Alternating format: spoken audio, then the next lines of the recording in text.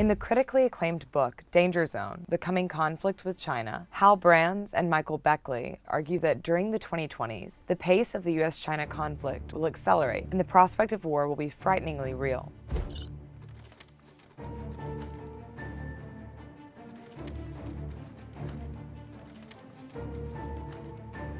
Over the long run, the Chinese dilemma will most likely prove more manageable than many pessimists currently believe.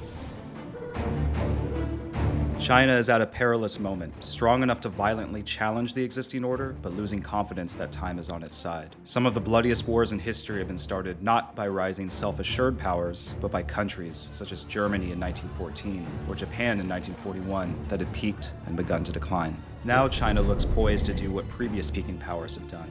It will try to rush through near-term windows of opportunity before a long-term window of vulnerability opens wide. Beijing will push hard to create an economic empire that will allow it to squeeze concessions from countries around the world. The US-China contest is driven by clashing geopolitical interests and a stark ideological dispute over whether authoritarianism or democracy will dominate the 21st century. But contrary to popular opinion, we live in an age of peak China, not a forever rising China. While Beijing wants to reorder the world, its time to do so is already running out.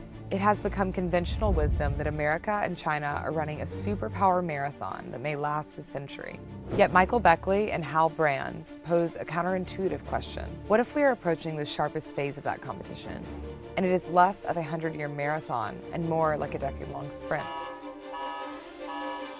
If the United States can come up with a near-term strategy to stop the surge of Chinese expansion and aggression, it can win a protracted competition against Beijing.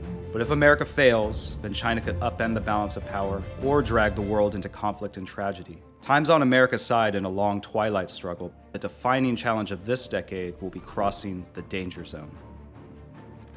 Danger Zone, The Coming Conflict with China, is on sale now.